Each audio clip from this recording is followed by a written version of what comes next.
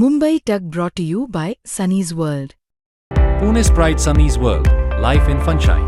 Resort weddings, events, restaurants, adventure wellness. Sunny's World, perfect destination for every occasion.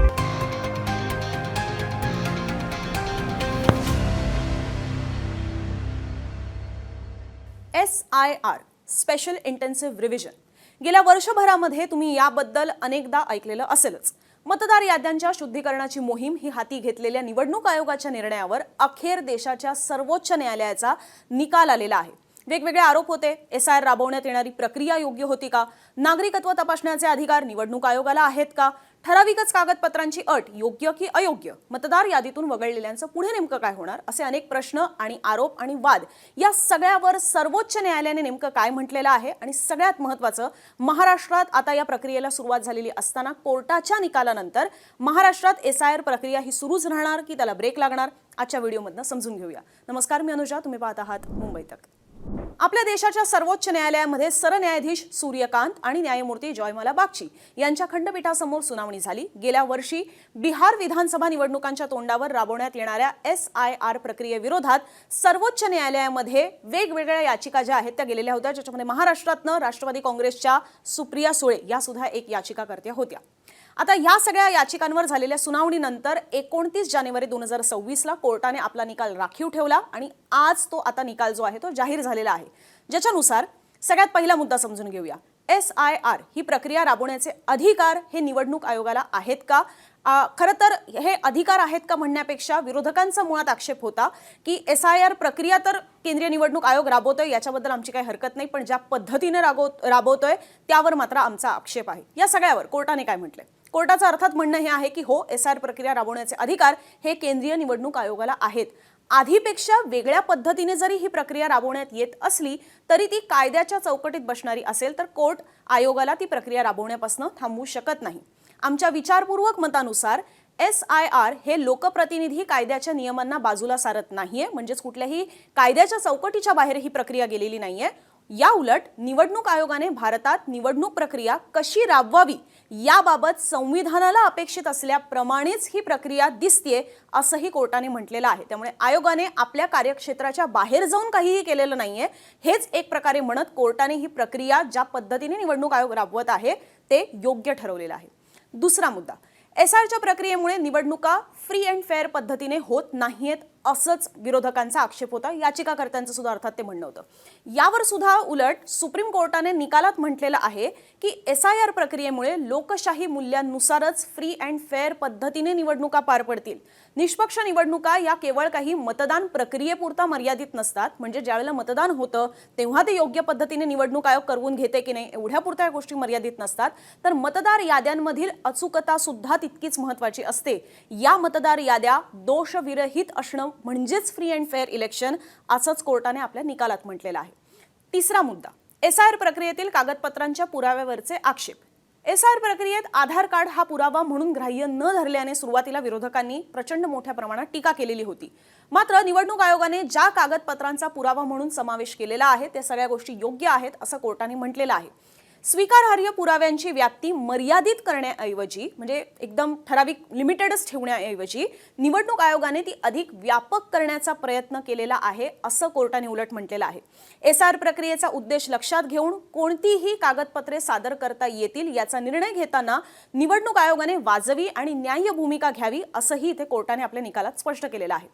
चौथा मुद्दा हा सगळ्यात महत्त्वाचा आहे. विरोधकांचा याच्यावर खूप मोठ्या प्रमाणात आक्षेप होता आणि ह्याच्यावरनं सगळ्यात जास्त वाद सुद्धा झालेला होता, तो म्हणजे नागरिकत्वाचा. नागरिकत्व तपासण्याचे अधिकार हे निवडणूक आयोगाला आहेत का हाच प्रश्न सातत्याने विचारला जात होता, ज्याच्यावर सुद्धा कोर्टाने म्हटलेलं आहे की हो, एका मर्यादेपर्यंत निवडणूक आयोगाला नागरिकत्व तपासण्याचे अधिकार आहेत. भारतात मतदार कोण हे निवडणूक आयोगच ठरवू शकतं, त्यांच्याकडेच त्याबद्दलचे सर्वोच्च अधिकार आहेत. भारतात मतदान करण्याची एक प्रमुख अट काय आहे तर जसं आपल्याला माहिती आहे की आपलं वय वर्ष 18 पूर्ण असायला हवं, पण त्याच पद्धतीने आपण भारतीय असणं सुद्धा महत्त्वाचं आहे. भारताच्या बाहेरची एकही व्यक्ती जी भारताची नागरिक नाही ती भारतात मतदान करू शकत नाही. त्यामुळेच निवडणूक आयोग मतदार याद्यांमध्ये एखाद्याला समाविष्ट करण्याच्या हेतूसाठी नागरिकत्व तपासू शकतं. आता याच मर्यादेपर्यंत त्यांना ते अधिकार असतील हे सुद्धा कोर्टाने इथे अधोरेखित केलेलं आहे. व्यक्ती भारतीय आहे की नाही हे निवडणूक आयोग ठरवू शकत नाही. केवळ मतदार याद्यांमध्ये समाविष्ट करण्याच्या दृष्टीने किंवा त्या हेतूसाठीच ते फक्त त्याचा तपास करू शकतात किंवा त्या गोष्टी तपासू शकतात की ही संबंधित व्यक्ती भारतीय आहे की नाही। याचा अर्थ असा नाही की उद्या निवडणूक आयोगाने त्यांच्याकडे त्या संबंधित व्यक्तीने जे काही पुरावे दिलेले आहेत त्याच्यानुसार निवडणूक आयोगाला जर ती खात्री पटत नसेल आणि त्यांना जर त्याबद्दलच्या तपासामध्ये त्या गोष्टी आढळून आल्या नसतील आणि म्हणून त्यांनी त्याला मतदार याद्यातनं वगळलं, याचा अर्थ असा होत नाही की ती संबंधित व्यक्तीला आपण डायरेक्ट भारताचं त्याचं नागरिकत्वच रद्द झालेलं आहे असा त्याचा अर्थ होत नाही, हे सुद्धा कोर्टाने स्पष्ट केलेलं आहे। त्यामुळे निवडणूक आयोगाला एका मर्यादेपर्यंत अधिकार आहेत, पण निवडणूक आयोग एखादे कागदपत्र मान्य करत नसेल, मतदार याद्यातनं त्यांचं नाव वगळलं जात असेल, याचा अर्थ त्या व्यक्तीचं भारतीय नागरिकत्वच रद्द झालेलं आहे असा परस्पर अर्थ काढता येणार नाही, हे सुद्धा कोर्टाच्या निकालातनं स्पष्ट झालेलं आहे। 5वा मुद्दा, मतदार यादीतून वगळलेल्यांचं पुढे नेमकं काय होणार, हा सुद्धा एक कळीचा विषय। ज्यांची नावं वगळण्यात आलेली आहेत अशा व्यक्तींना नोटिसेस देऊन त्यांना सुनावणीची संधी दिली जावी। याचाच अर्थ काय की मुळात ज्यांची नावं वगळली जात आहेत ते असं डायरेक्ट वगळलंय, त्यांना कल्पना पण दिली नाही, अशा सगळ्या गोष्टी होऊ शकत नाही। ज्यांची नावं वगळली जात आहेत त्यांना त्याबद्दलचे नोटिसेस दिले जातील आणि त्यांना सुद्धा एक संधी दिली जाणार आहे। जर सक्षम प्राधिकरणाने अशा वगळलेल्या व्यक्ती भारतीय नागरिक असल्याचं ठरवलं तर त्यांची नावं मतदार यादीत समाविष्ट करण्यात येतील सुद्धा। याशिवाय बिहारमध्ये सुद्धा अधिवास असलेल्या अनुपस्थित किंवा मृत, स्थलांतरित किंवा नावाची डबल नोंदणी ज्यांची होते किंवा डबल वोटर्स जे आपल्याला पाहायला मिळतात, या सगळ्या कारणावरून ज्यांची नावं चुकीनं वगळण्यात आलेली असतील अशा सुद्धा सर्व व्यक्तींना आयोगाच्या निर्णयाविरोधात न्यायालयीन, ज्याला आपण पुनरावलोकन म्हणतो, तर त्यासाठी सुद्धा आव्हान देता येऊ शकते किंवा तो पर्याय सुद्धा ते चाचपडून पाहू शकतात।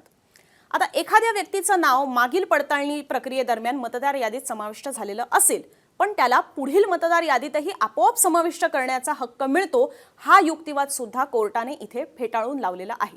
एखाद्या व्यक्तीचं नाव पूर्वीच्या मतदार यादीत असल्यामुळे निवडणूक आयोगाने पुन्हा सुद्धा पडताळणी प्रक्रिया राबवण्यापासून रोखलं पाहिजे त्याला, असं अर्थ काढला जाऊ शकत नाही की निवडणूक आयोगाला बेसिकली याच्यामध्ये रोखलं जाऊ शकत नाही का, तर त्या व्यक्तीचं नाव गेल्या वेळेला सुद्धा SR मध्ये इन्क्लूड करण्यात आलेलं होतं, मग आता सुद्धा असायला हवं, असे थेट अर्थ काढता येऊ शकत नाहीत, हे सुद्धा कोर्टाने इथे स्पष्ट केलेलं आहे। आतापर्यंत आपल्याला कल्पना असेल, मी मगाशी जसा उल्लेख केला की आता महाराष्ट्रात काय होईल, तर महाराष्ट्रात सुद्धा SRची प्रक्रिया आता ही राबवली जाणार आहे आणि आता ह्याच्यामध्ये एक मुद्दा इथे लक्षात घ्यायला हवा की हा जो निकाल लागलेला आहे हा बिहारमध्ये गेल्या वर्षी विधानसभा निवडणुकांच्या तोंडावर जी SR प्रक्रिया राबवण्यात येत होती त्या संदर्भातल्या याचिका ज्या सर्वोच्च न्यायालयामध्ये गेलेल्या होत्या त्यावर आलेला हा निकाल आहे।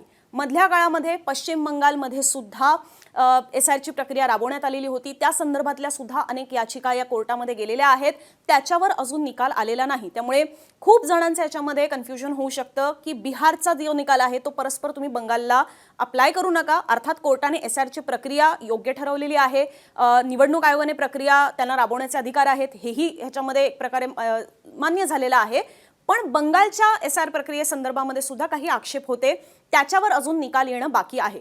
पण ही गोष्ट ह्याच्यातनं स्पष्ट होते की देशभरामध्ये इथून पुढे सुद्धा SRची प्रक्रिया ही राबवली जाणार आहे। परिणामी महाराष्ट्रात जी सुद्धा प्रक्रिया सुरू झालेली आहे ती सुद्धा आता राबवली जाईल।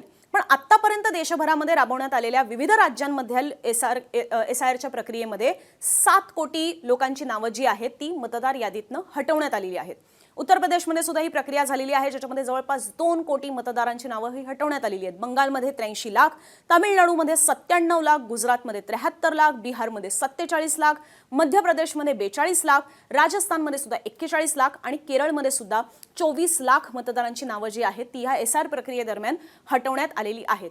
पण याच्यामध्ये परत एकदा लक्षात घ्यायला हवं की तुम्हाला तुमचं नाव SR प्रक्रियेदरम्यान हटवण्यात आलेलं असलं तरी सुद्धा तुम्हाला सक्षम प्राधिकरण, ज्याला आपण म्हणतो की जे ॲपलिंग बॉडी असते त्यांच्याकडे तुम्हाला परत एकदा संधी असते तुमचं जे आक्षेप आहेत ते नोंदवण्याची किंवा आव्हान देण्याची। कोर्टाचा पर्याय सुद्धा अर्थात उपलब्ध असतो, तर संधी नक्की देण्यात आलेली आहे। पण जी इलेक्शन कमिशनने प्रक्रिया राबवलेली होती आणि त्यावर जे सगळे विरोधकांचे आक्षेप होते बिहारच्या केसच्या दृष्टीने बोलायचं झालं तर ते एक प्रकारे आता गळून पडलेले आहेत आणि तृणमूल काँग्रेसचं उलट म्हणणं आहे की हा निकाल जो आहे ना हा बिहार संदर्भातला आहे, बिहारच्या संदर्भातल्या ज्या सगळ्या याचिका गेलेल्या होत्या तेव्हाच्या संदर्भातला आहे।